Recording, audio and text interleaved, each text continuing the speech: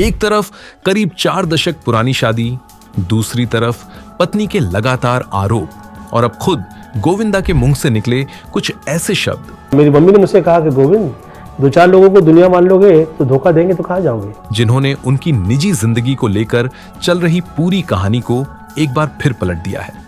क्योंकि जिस सवाल से गोविंदा पिछले काफी समय से बचते दिखाई दे रहे थे, उसी सवाल पर अब उन्होंने कुछ ऐसा कह दिया जिसे सुनने के बाद लोग पूछ रहे हैं, क्या गोविंदा ने आखिरकार इशारों इशारों में अपने अफेयर की बात स्वीकार कर ली है? गोविंदा कहते हैं कि एक उम्र तक वह इतने सीधे और मासूम थे कि आज खुद सोचकर हैरान होते हैं। और फिर इसी बात को समझाने के लिए उन्होंने ऐसी मिसाल दी जिसने इंटरनेट पर टहलका मचा दिया। मिठाई की दुकान में रहकर भी भूखे निकल आएं तो इससे दुखद क्या होगा? बस यही एक बात थी और सोशल मीडिया ने इसके अपने अपने मतलब निकालने शुरू कर दिए। किसी ने इसे मजाक समझा, किसी ने पुरानी मोहब्बतों की तरफ इशारा और कुछ लोगों ने इसे सीधे पत्नी सुनीता आहूजा के चीटिंग एलिगेशन से जोड़ दिया। चीटिंग ही दिखाई देता है। You can't do all this at the age of 63। तूने जवानी में किया, it's fine। लेकिन कहानी सिर्फ यहाँ तक सीमित नहीं है, क्योंकि इसी बातचीत में गोविंदा ने अपनी पत्नी सुनीता को लेकर भी कुछ ऐसी बातें कही जिनसे यह साफ दिखाई देता है कि इस करीब 40 साल पुराने रिश्ते के अंदर सब कुछ उतना सामान्य नहीं चल रहा जितना कभी बाहर से दिखाई देता था। गोविंदा ने कहा कि सुनीता उन्हें गालियां तक देती है, लेकिन इसी के साथ उन्होंने यह भी माना कि उनके बच्चों और परिवार को संभालने में सुनीता की बहुत बड़ी भूमिका रही है। यानी शिकायत भी, सम्मान भी, प्यार भी और कहीं ना कहीं वर्षों से जमा नाराजगी भी। लेकिन रुकिए, क्योंकि ठीक इसी समय गोविंदा से जुड़ा एक और नाम खबरों में आ गया। एक ऐसा फिल्म मेकर जिसने कभी गोविंदा के साथ फिल्म बनाई थी और अब उसी फिल्म मेकर को मुंबई पुलिस ने एक अभिनेत्री द्वारा लगाए गए बेहद गंभीर आरोपों के मामले में गिरफ्तार किया है। रेप, कथित तौर पर नशीला पदार्थ देने, ब्लैकमेल और धमकाने जैसे आरोप। लेकिन क्या इस गिरफ्तारी का गोविंदा से भी कोई संबंध है? क्या वह फिल्म मेकर वास्तव में गोविंदा का करीबी दोस्त था, या फिर सिर्फ गोविंदा का नाम जोड़कर इस मामले को और सनसनीखेज बनाया जा रहा है? इसका जवाब आपको आगे मिलेगा, क्योंकि जब हमने गोविंदा और इस फिल्म मेकर के पुराने रिश्ते को खंगाला तो दोस्ती से बिल्कुल अलग एक और कहानी सामने आई, और शायद यही इस पूरे मामले का सबसे बड़ा ट्विस्ट है। लेकिन वहां पहुंचने से पहले हमें उस सवाल का जवाब तलाशना होगा जिसने इस समय गोविंदा की निजी जिंदगी को फिर सुर्खियों में ला दिया है। आखिर उन्होंने अफेयर एलिगेशंस पर वास्तव में कहा क्या है, और क्या उनके शब्द सचमुच एक कन्फेशन थे, या सोशल मीडिया ने आधी बात पकड़कर पूरी कहानी खुद बना ली? गोविंदा और सुनीता आहूजा की कहानी को समझने के लिए हमें आज की इन सुर्खियों से करीब 4 दशक पीछे जाना होगा। वो दौर जब गोविंदा अभी बॉलीवुड के सुपरस्टार नहीं बने थे। 1980 के शुरुआती सालों में दोनों की मुलाकात हुई और धीरे धीरे यह मुलाकात प्यार में बदल गई। फिर 1987 में गोविंदा और सुनीता ने शादी कर ली। लेकिन दिलचस्प बात यह है कि इस शादी को शुरुआत में दुनिया से छिपाकर रखा गया। उस दौर में एक नए अभिनेता के लिए शादीशुदा होने की खबर उसकी रोमांटिक हीरो वाली इमेज पर असर डाल सकती थी। इसलिए लंबे समय तक दुनिया पर्दे वाले गोविंदा को देखती रही, लेकिन पर्दे के पीछे चल रही उनकी शादी की कहानी बहुत कम लोगों को पता थी। समय बदला, गोविंदा सुपरस्टार बने और फिर 90 का दशक आया। वो दशक जब गोविंदा का नाम बॉक्स ऑफिस पर सफलता की गारंटी माना जाने लगा। लेकिन स्टारडम के साथ एक दूसरी चीज भी आई, उनकी निजी जिंदगी को लेकर चर्चाएं। कई अभिनेत्रियों के साथ उनका नाम जोड़ा गया, फिल्मी मैगजीनों में खबरें छपीं, अफवाहें चलीं। लेकिन इन चर्चाओं में एक नाम ऐसा था जिसके बारे में खुद गोविंदा भी बाद में खुलकर बात कर चुके हैं, नीलम कोठारी। गोविंदा और नीलम ने साथ में कई फिल्में की। स्क्रीन पर दोनों की केमिस्ट्री दर्शकों को पसंद आई। दिल बहलता है मेरा आपके। लेकिन कैमरे के पीछे भी गोविंदा नीलम से प्रभावित थे। पुराने इंटरव्यू में गोविंदा ने नीलम के प्रति अपने आकर्षण की बात स्वीकार की थी। उन्होंने यहां तक बताया था कि एक समय उन्होंने सुनीता से अपनी सगाई तक तोड़ दी थी और इसकी वजह नीलम के प्रति उनकी भावनाएं थी। हालांकि ये कहानी किसी फिल्मी प्रेम कहानी की तरह अपनी मंजिल तक नहीं पहुंची। गोविंदा और नीलम की शादी नहीं हुई और आखिरकार गोविंदा ने सुनीता को ही अपना जीवन साथी बनाया। लेकिन सोचिए, आज जब उनकी पत्नी लगातार कथित अफेयर्स की बात करती हैं और उसी बीच गोविंदा अपनी जवानी और रिश्तों को लेकर ऐसी बातें करते हैं, तो लोगों का शक क्यों बढ़ता है? ये समझना मुश्किल नहीं है। और फिर आया वह हालिया इंटरव्यू। गोविंदा से सीधे उनकी पत्नी के चीटिंग एलिगेशंस पर सवाल किया गया। यह वह मौका था जहां एक सीधा जवाब पूरी बहस खत्म कर सकता था। वह कह सकते थे ये सभी आरोप गलत हैं, या फिर वह किसी एक रिश्ते को स्वीकार कर सकते थे। लेकिन गोविंदा ने इनमें से कोई सीधा रास्ता नहीं चुना। उन्होंने बात को अपनी जवानी की तरफ मोड़ दिया। उन्होंने कहा कि लगभग 33 से 34 साल की उम्र तक वह बहुत सीधे और मासूम किस्म के इंसान थे, और आज जब उस दौर को पीछे मुड़कर देखते हैं तो कभी कभी उन्हें अपनी उसी मासूमियत पर हैरानी होती है। फिर उन्होंने एक उदाहरण दिया, और वही उदाहरण पूरे इंटरव्यू की सबसे वायरल लाइन बन गया। उन्होंने मोटे तौर पर कहा कि अगर कोई मिठाई की दुकान में जाए और फिर भी भूखा बाहर आ जाए तो इससे ज्यादा दुख की बात क्या होगी। अब यही कहानी दिलचस्प हो जाती है। गोविंदा ने यह नहीं कहा कि हाँ, मैंने अपनी पत्नी को धोखा दिया। उन्होंने किसी मौजूदा कथित अफेयर का नाम लेकर कॉन्फर्मेशन भी नहीं दिया। लेकिन जिस सवाल के जवाब में यह बातचीत हो रही थी और जिस अंदाज में उन्होंने अपनी जवानी का जिक्र किया, उसने लोगों को अपने अपने निष्कर्ष निकालने का पूरा मौका दे दिया।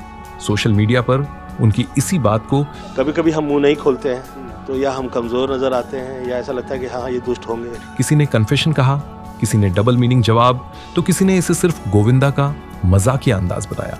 लेकिन इस कहानी में एक और लाइन थी जो शायद मिठाई की दुकान वाले बयान से भी ज्यादा महत्वपूर्ण है। गोविंदा ने अपनी हीरोइंस के साथ अपने रिश्ते को समझाते हुए प्रेम संबंध जैसे शब्द का इस्तेमाल किया।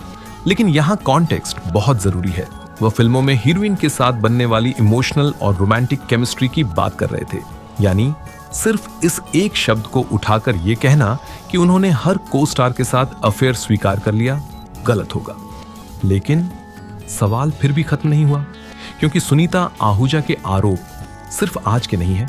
वह अलग अलग मौकों पर अपने पति की निजी जिंदगी को लेकर खुलकर बोलती रही है, और पिछले कुछ समय में उनके बयानों का लहजा पहले से कहीं ज्यादा तीखा दिखाई दिया है। उसका बुद्धि भ्रष्ट हो गया है, इसलिए ऐसा करता है। क्या बोले लोग।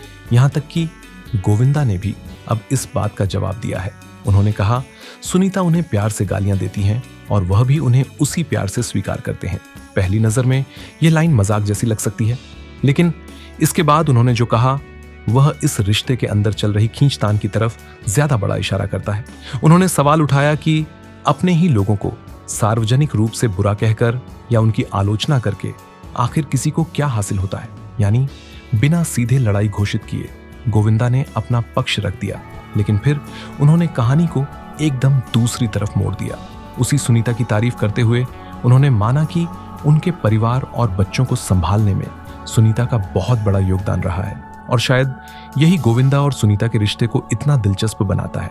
एक तरफ दशकों पुराना साथ, दूसरी तरफ कथित अफेयर्स के आरोप, एक तरफ सार्वजनिक शिकायतें, दूसरी तरफ एक दूसरे के योगदान को स्वीकार करना। यानी यह रिश्ता सिर्फ प्यार या नाराजगी की एक सीधी कहानी नहीं है।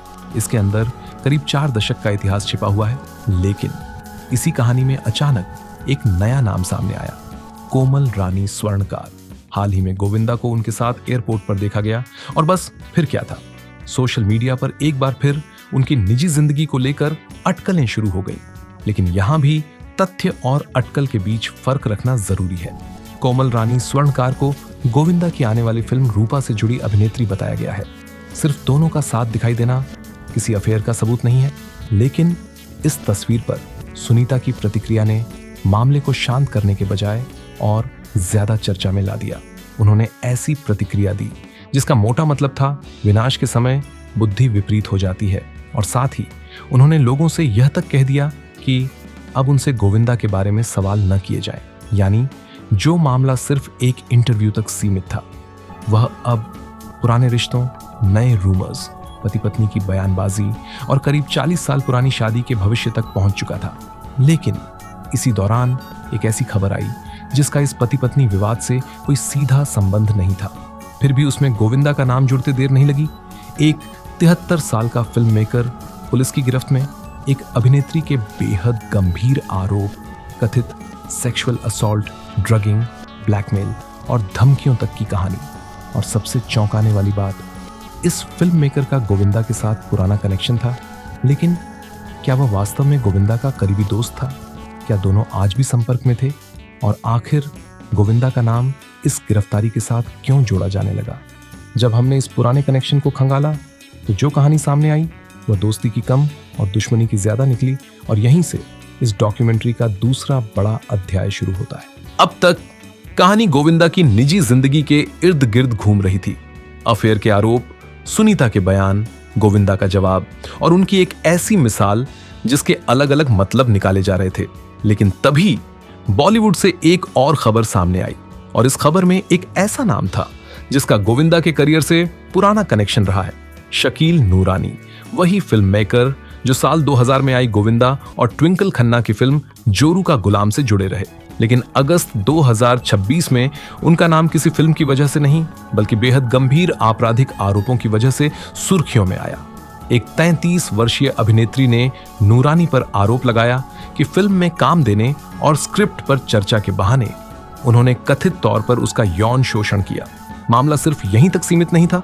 शिकायत में कथित तौर पर नशीला पदार्थ देने, वीडियो बनाकर ब्लैकमेल करने, धमकाने और कई वर्षों तक उत्पीड़न करने जैसे गंभीर आरोप भी लगाए गए। कुछ रिपोर्ट्स में मिसकैरेज से जुड़ा आरोप भी सामने आया।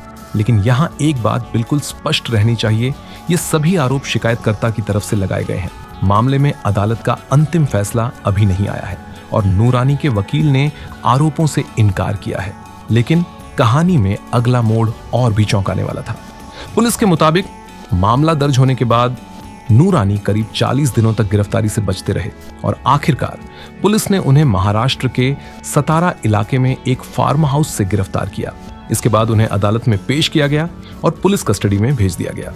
अब जैसे ही शकील नूरानी का नाम सामने आया, इंटरनेट पर उनकी पुरानी फिल्मों की चर्चा शुरू हो गई और वहीं दिखाई दिया गोविंदा कनेक्शन, जोरू का गुलाम। यहीं से कुछ सोशल मीडिया पोस्ट्स में कहानी को कुछ इस तरह पेश किया जाने लगा मानो गिरफ्तार हुआ फिल्म मेकर गोविंदा का कोई बेहद करीबी दोस्त हो। लेकिन जब इस कनेक्शन को ध्यान से देखा जाए तो उपलब्ध जानकारी ऐसी किसी करीबी दोस्ती को स्थापित नहीं करती।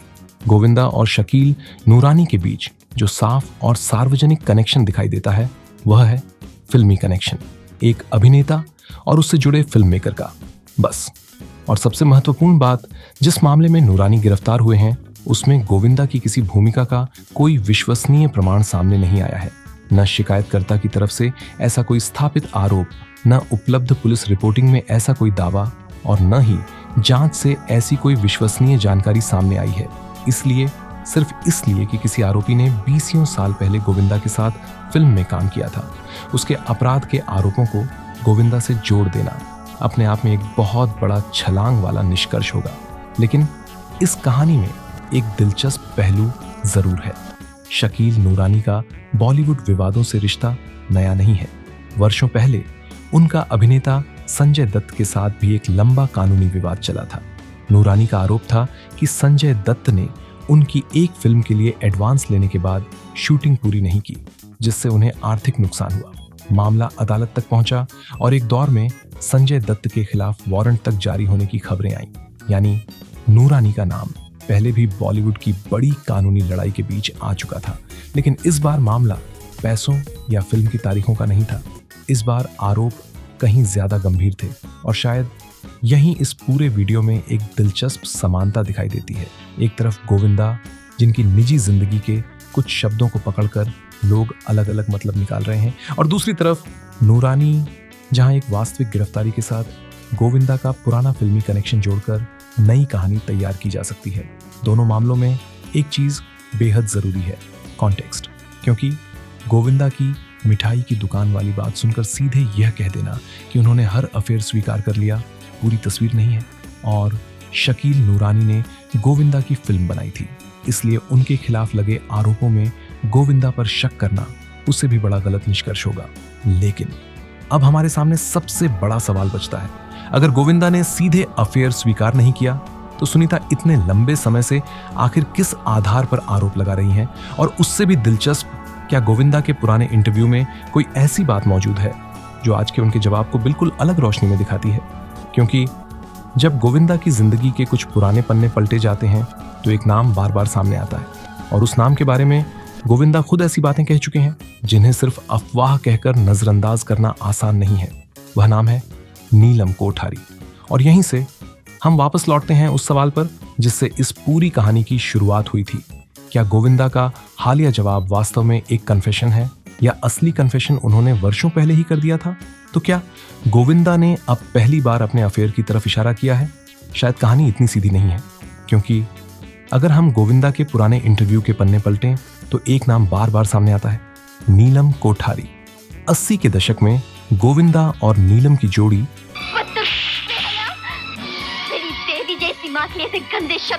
पर्दे पर बेहद पसंद की जाती थी।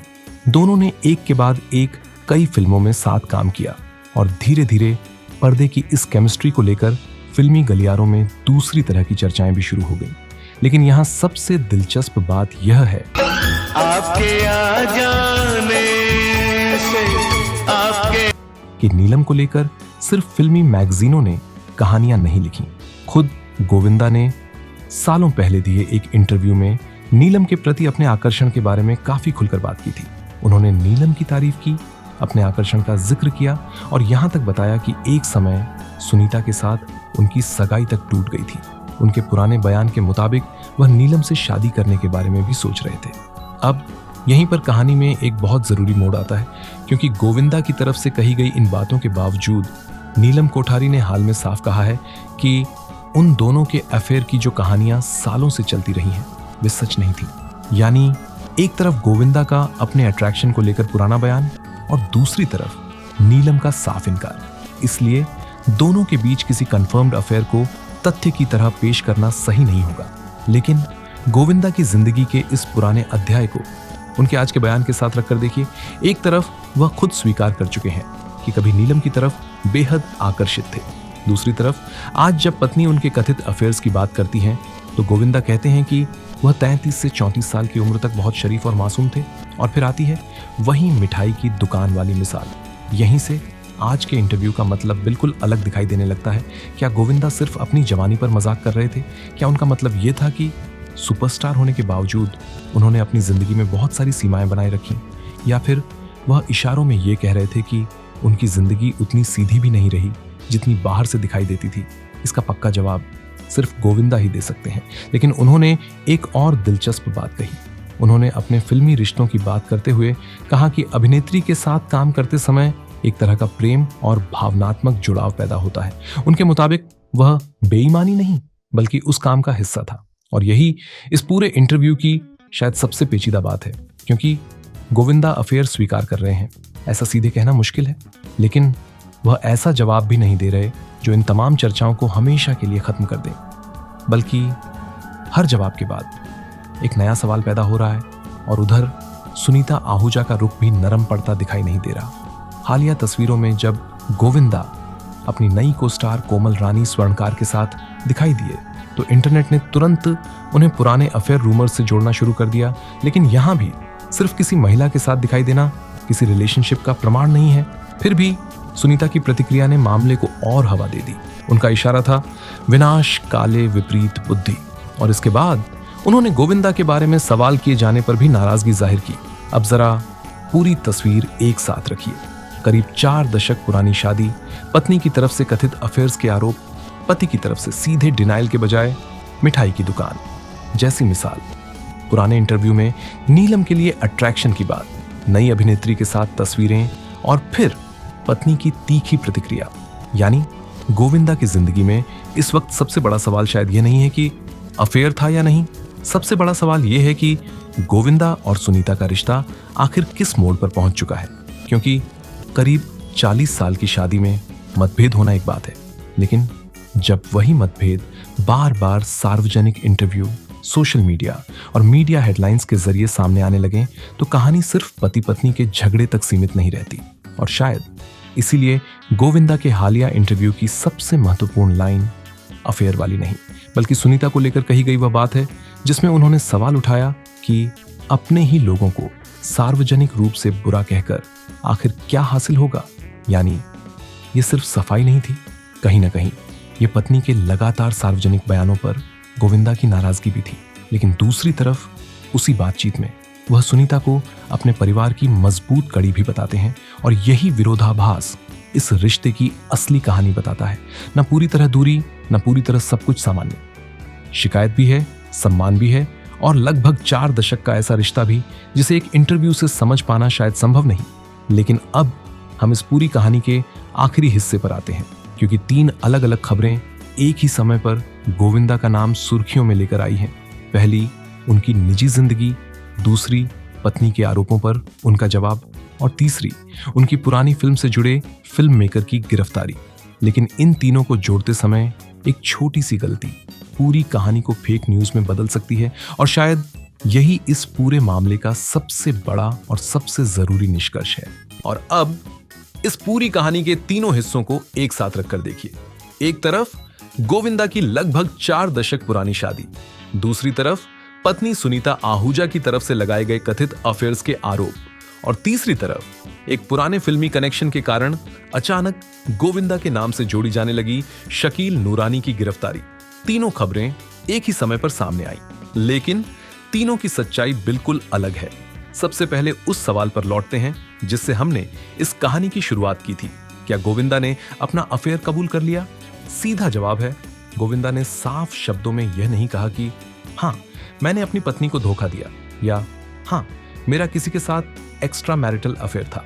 लेकिन उन्होंने जो कहा उसने सवाल खत्म करने के बजाय उन्हें और बड़ा जरूर कर दिया। उन्होंने खुद को एक उम्र तक बेहद शरीफ और मासूम बताया, और फिर वही उदाहरण दिया मिठाई की दुकान में जाकर भूखे निकल आने वाला। अब इसका मतलब क्या था? क्या वह सिर्फ अपने पुराने दिनों को मजाकिया अंदाज में याद कर रहे थे? क्या उनका इशारा उन मौकों की तरफ था जो स्टारडम के दौरान उनके सामने आए, या फिर अरे भाई पानी पूरी लगाना भाई। जी सर। इससे पहले कि मैं बेहोश हो जाऊं और मुझ पे पानी मारना पड़े, पानी पूरी खा लूं तो बेटर है ना। वह पत्नी के आरोपों का सीधा जवाब देने के बजाय बात को अपने अंदाज में घुमा रहे थे? इसका अंतिम जवाब गोविंदा ने खुद भी स्पष्ट नहीं किया, लेकिन एक बात जरूर हुई, जिस कंट्रोवर्सी को उनका एक साफ डैनियल खत्म कर सकता था, उनके जवाब ने उसी कंट्रोवर्सी को और ज्यादा हवा दे दी। The Economic Times. और फिर इस रिश्ते का दूसरा पक्ष सामने आता है, सुनीता आहूजा। वह पिछले काफी समय से अपनी शादी और पति की निजी जिंदगी पर खुलकर बोलती रही है, लेकिन इस बार गोविंदा भी पूरी तरह चुप नहीं रहे। उन्होंने कहा सुनीता उन्हें प्यार से गालियां देती हैं और वह उन्हें स्वीकार भी करते हैं, लेकिन मजाक के पीछे एक शिकायत भी दिखाई दी।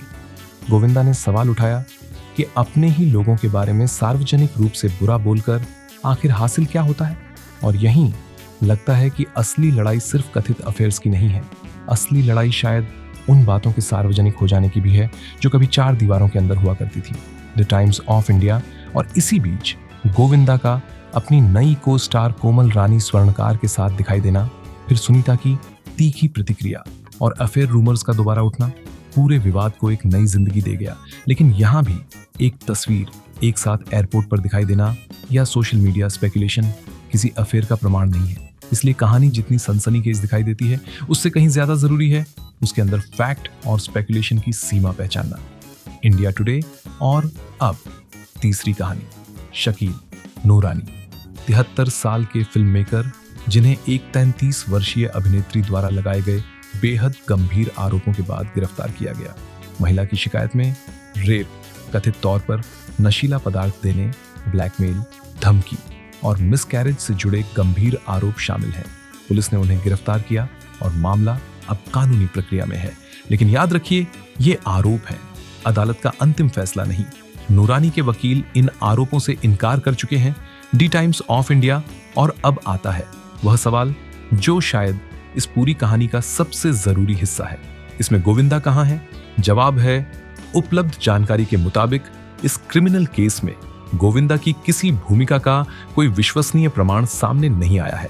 कनेक्शन यह है कि शकील नूरानी फिल्म जोरू का गुलाम से जुड़े फिल्म मेकर रहे और उसमें गोविंदा मुख्य अभिनेता थे। द टाइम्स ऑफ इंडिया, यानी एक पुराना प्रोफेशनल कनेक्शन। लेकिन यहीं सोशल मीडिया की कहानी असली कहानी से अलग हो सकती है। एक नाम दूसरे नाम के साथ जोड़ दिया, फिर कनेक्शन को फ्रेंडशिप बना दिया और फ्रेंडशिप को सस्पिशन, और देखते ही देखते ऐसी कहानी तैयार हो सकती है जिसका कोई प्रमाण ही ना हो। और शायद यही इस पूरी डॉक्यूमेंट्री का सबसे बड़ा निष्कर्ष भी है। गोविंदा की जिंदगी में विवाद जरूर है, उनकी पत्नी सवाल उठा रही हैं। कल चीटिंग ही दिखाई देता है। You can't do all this at the age of 63। तूने जवानी में किया, इट्स फाइन। उनके अपने जवाब नई बहस पैदा कर रहे हैं। उनकी पुरानी जिंदगी के कुछ किस्से भी आज फिर से खंगाले जा रहे हैं। लेकिन हर सवाल का मतलब अपराध नहीं होता, हर पुराना कनेक्शन दोस्ती नहीं होता और हर अफवाह सच्चाई नहीं होती। आज गोविंदा और सुनीता के रिश्ते में वास्तव में क्या चल रहा है, इसका पूरा सच शायद सिर्फ वही दोनों जानते हैं। लेकिन बाहर से जो तस्वीर दिखाई दे रही है उसमें प्यार भी है, नाराजगी भी, पुराने जख्म भी और ऐसी बातें भी जो शायद वर्षों तक दबा कर रखी गई थीं। करीब 4 दशक साथ रहने के बाद जब पति पत्नी एक दूसरे के बारे में पब्लिक प्लेटफॉर्म पर इस तरह बोलने लगे तो सवाल उठना स्वाभाविक है। क्या यह सिर्फ नाराजगी का दौर है? क्या पुराने मुद्दे अब बाहर आ रहे हैं? या फिर यह रिश्ता सचमुच उस मोड़ पर पहुंच चुका है जहां दोनों की राहें भावनात्मक रूप से अलग होती जा रही हैं? फिलहाल इन सवालों का कोई निश्चित जवाब नहीं है और शायद यही इस कहानी का सबसे ईमानदार अंत है, क्योंकि कई बार सबसे बड़ी कहानी वह नहीं होती जिसका जवाब हमारे पास हो। सबसे बड़ी कहानी वह होती है जिसके जवाब का अभी इंतजार हो। अब सवाल आपसे है, गोविंदा की मिठाई की दुकान वाली बात को आप किस तरह देखते हैं? क्या आपको लगता है कि यह सिर्फ उनका मजाकिया अंदाज था या उनके शब्दों में उनकी पुरानी जिंदगी की कोई अनकही कहानी छिपी हुई थी? और दूसरी तरफ, क्या पति पत्नी को अपनी निजी शिकायतें इस तरह सार्वजनिक मंचों पर लानी चाहिए? अपनी राय कमेंट में जरूर बताइए। वीडियो पसंद आया हो तो इसे लाइक कीजिए, चैनल को सब्सक्राइब कीजिए और ऐसी ही फिल्मी दुनिया की उन कहानियों के लिए जुड़े रहिए जहां हम सिर्फ सुर्खियां नहीं, सुर्खियों के पीछे की पूरी कहानी समझने की कोशिश करते हैं।